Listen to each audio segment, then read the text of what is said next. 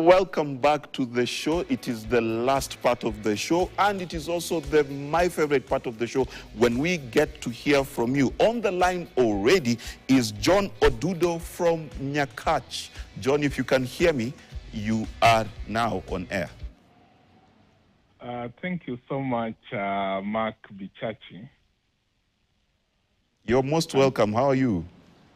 I'm doing well. Nyakach is doing well in Kisumu County. Good. What is your comment on the topics we've discussed so far? First, allow me congratulate Inside Politics. It's a program that I've followed for now close to 3 years. Thank you. And I remember the likes of you, Mark Bichache, have always stood out in this country to be great debaters of issues that matter in this country. The panel today has Odede and has Buluma, who are very outstanding public debaters. What Kenya Kwanza is teaching us to is what can be referred to as theater of the absurd. It is important for us to realize that even during campaign, many people expressed dissatisfaction with what kind of government the likes of and Gachagua would eventually make. In fact, before they went to ballot, people knew that cracks would form as soon as they were sworn into power. And so let Kenyans not pretend. What is coming out today is exactly what Kenyans had been expecting all along. And this seems to be an ongoing charade, and it would still continue being so for as long as we are here. I know both factions could be gaining a currency or otherwise from those political quagmires. But, well, who suffers the most? The grass, when the elephants are at the fight. And so the crucial things, such as how we are being taxed and our suffering, is actually taken off by reconcentration on the big political fight. But then let me come back a little bit and say this, Mark Bichachi. The country is hurting. Yes. The regime of taxation is one that boomerangs against what Ruto had promised this nation, the bottom up. Really, this is taxing the poor into the bone and right into the bloodstream. John, it is totally unfair. That is true. My question to you and perhaps to the rest of Kenyans is, what do you think Kenyans can do or should already have done? Do you think that Kenyans have given the government enough feedback to know what Kenyans desire? The problem is most of us Kenyans have always encouraged what we call fence sitting, because the nation has always been under political capture and political grips of the ruling faction, and the common citizenry are treated for people who do not matter. And as such, people only end up thinking about their suffering, yet the government continues to do what they think they are doing best. John, I must thank you. That is such insight. Thank you for your feedback as well. I think the nation has heard you loud and clear, the capture by our politicians. Now we are going to Salga, where we've got Vincent Vincent Korir on the line. Vincent, if you can hear me, you are on air now.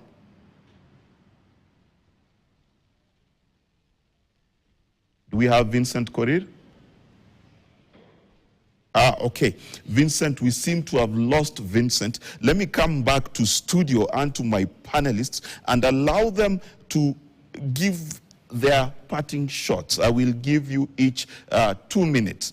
But I will read a tweet here to Inside Politics tagging KTN saying from Babu Marete, Martin Marete says, "We are not shareholders, we don't care." And that gives me pause. And the reason it gives me pause is when a citizenry is at a place where they feel despondent, even as Odundo has just explained, Kenyans need hope. They need direction. They need to know where they're headed and whether they're drowning and how they can swim. Odede, I'll give you the first shot.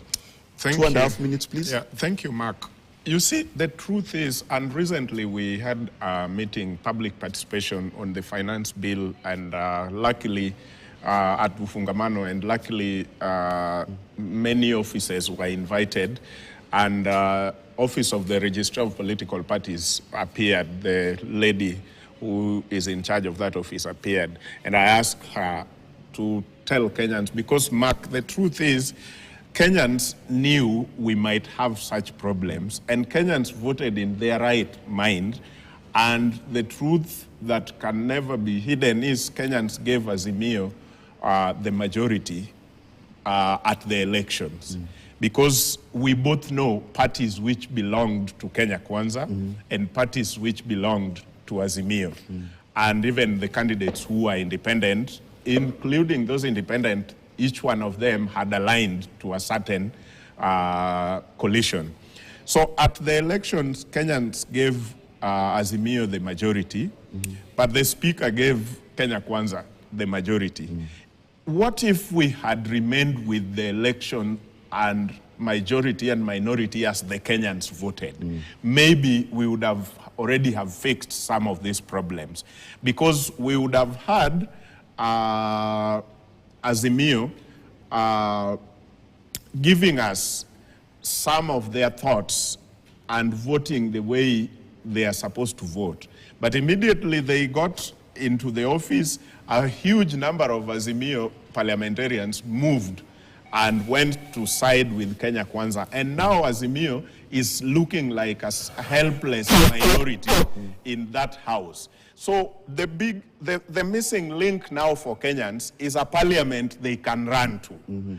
When the executive have realized that I have the majority, I control everything, so I make a budget proposal and I want it voted like that because I have the team in this parliament who will adhere to what I want. So if Kenyans feel like this one is a bit not comfortable with us, they don't know where to run to. Because if you want to run to Azimio, you are running to a helpless minority who cannot do anything except now making noise in that house to show that we were against it, but the vote will still go where it will go. Okay. So the biggest question for Kenyans is, which institution do we now run to? Kenyans in their right mind would have wanted it to say, if the president is doing the right thing, well and good. But where we think the president is not giving us a comfortable position, we can run to parliament and say parliament will oversight this thing, including the issues of corruption. Then finally, I said we have a bigger debate again in the country, which is about Mira now. And I think I have my own solution. I'm looking at the country and I'm realizing every part of this country have something they are growing or producing that supports the economy of the country. In my backyard, they are producing sugar at Sony, and in Trans Nzoia they have maize, which feeds the country, and Ahero and Mwea has Let me just pause you 1 minute. We've got a caller on the line. We don't want to drop them. Peter Njenga from Kikuyu. Peter, can you hear me? Hello, Bichache. How are you, Peter? You are fine, eh? Yes, we are very well. What is your comment, sir? I have two things, eh? Yes. If you come to the Bible, Galatians 6:7, it states whatever you sow You shall is reap. what you reap. All what we are talking there is coming as a result of defeat in this nation.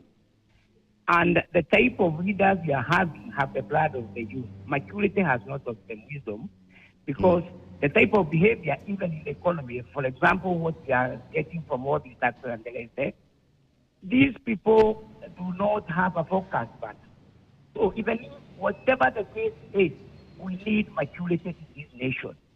Because all what we are lacking, sorry, I hope I'm not off the line, I hope I'm not off the debate. Yes, Peter. But maturity will teach these people wisdom, because a lot of nonsensical things are happening in this nation. Okay, Peter. So what I'm saying, in short, we need maturity. For those who, like during Kibaki's time, there was a lot of maturity. Those people who not talk nonsensical issues like spread is their basic and what that's nonsense. So let's do here in Qatar. We pray for the country. That whenever people now have maturity, they will heal. People are sick. Wherever you are running to, we run to Buddha, we run to Azimio. All these people are sick. They are sick with power. Thank you. Thank you very much. That was Peter Njenga calling us from Kikuyu. Now, we will stay on the lines and go straight to Shimeha, who is on the line. Shimeha, you've got 2 minutes to give us your closing statement before we are told about Mira and Sugar. Thank you, Bichachi. I hope you can hear me well. Yeah, we can hear you very well. Thank you very much. I'm tempted to tell Kenyans, serves you right, in terms of what we are getting now. Because part of the problem is an overwhelmingly politically illiterate population that votes on the basis majorly handouts and misplaced expectations. So, when, we are campaigning for people who get excited and say, this and that candidate is nothing they've given us, we will vote for them. And therefore they will vote for whoever gives them money. So let's leave, we made this bread, let's lie on it. And then secondly, MPs, I just had a comment about timing, and say that perhaps Azimio would have been helping us if they were left to retain the majority. But it's not about numbers, it's also about those individuals. But if those individuals go to the side of Kwanza and become a majority and wholeheartedly support things like heart issue, what would have made them different if they were in Azimio and there's been a side? From my experience again with our MPs, I think during the Uhuru Kenyatta time, and now during William Ruto time, we have the worst parliaments in terms of an institution that does not stand for the rights of the people. You just watch. They may even resist a little bit, but the moment they're told we will put this in CDF and we'll put this there and we'll put this there for MPs to control, they will go. So I don't see much hope with the current parliament. Wow. Thanks, Shimeha. That is quite a sobering statement from you. I will give you, Samba, 1.5 minutes. I know it's unfair, but you're able to meet the task ahead. Okay. I think, Mark, first of all, thank you for this opportunity. But just to say that we have basically discussed the easier part of the conversation, which is pointing out fingers at government and the responsibility government has. But I think the hard part is now for us to come back to us as citizens and ask ourselves, what is our responsibility in all this? Because in building the country, we build together. In destroying it, we destroy it together. And that can be done by either our acts or omissions. I think the bigger picture for this country, we must begin to interrogate what is good for politics, what is good for leadership. Because as they say, politicians will always look out for the next election, but leadership will begin to imagine what is in it for the next generation. I think for far too long as a country, we've been stuck on politics. That's why our development issues revolve around the next election, as opposed to the next generation. And that has never served us justice. It will never serve our people the justice they deserve. Thank you. On that very sobering note, that we need, to mature, B, we need a better parliament. And C, as citizens, we have a responsibility. This has been Inside Politics. I thank my panelists. Thank you so much for making the time. Thank you, callers, and thanks to all of you who've watched. Up next, as we close, is Robinson Okanya bringing you Weekend at 1. This has been your guest host, Mark Bichachi, signing out, wishing you a blessed week ahead.